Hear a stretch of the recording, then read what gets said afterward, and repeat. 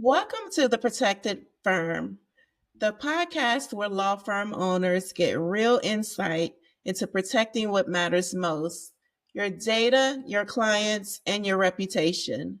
I'm your host, Tessie Rogers, cybersecurity expert and founder of Dia Systems.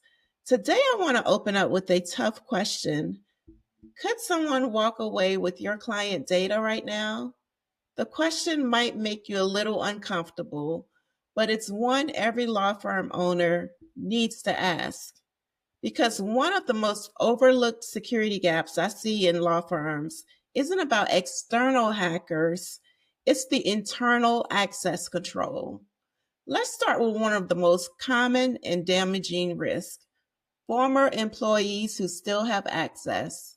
One of the biggest gaps I see when I step in a law firm is uncontrolled access. People come and go: paralegals, associates, office managers, and somewhere along the way, someone forgets to remove the access.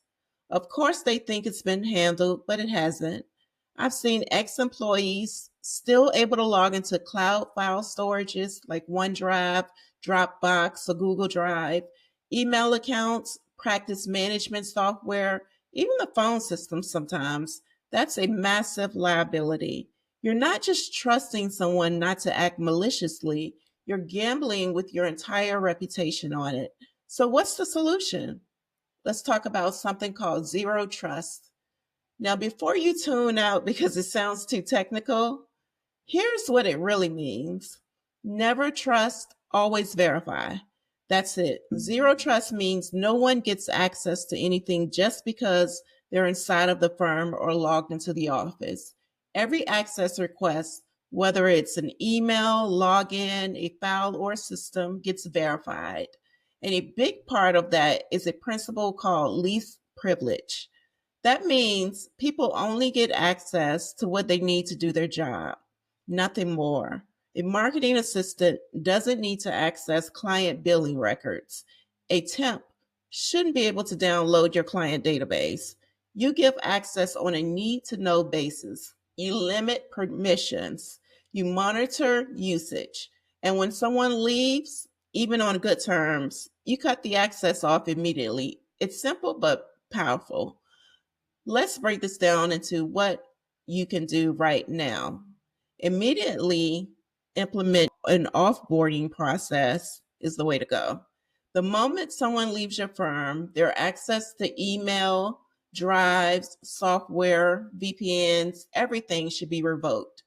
No waiting until Monday, no waiting until after hours, or we'll get to it. The next thing is you want to conduct regular access reviews.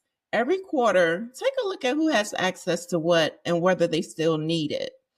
Are there any dormant accounts just sitting there? Remove them. You want to enforce strong, unique passwords in MFA. It's not glamorous, but it works. And it's something your entire team can implement immediately. These are just the basics, but as your firm grows, as you take on more clients, more tools, and more risk, these basic controls start to fall apart if they aren't managed well. If you're juggling multiple systems, strict client confidentiality, a growing staff, it might be time to bring in an expert to help you go deeper. Designing a zero trust environment, creating an automated offboarding process, and ensuring your data is secure across platforms is what we do every day here at Dia Systems. If you're ready to stop hoping your tech is secure and actually know that it is, let's talk. So here's the real question. I want you to walk away with this. Who still has the keys to your firm? And what's stopping them from walking out with your client data today?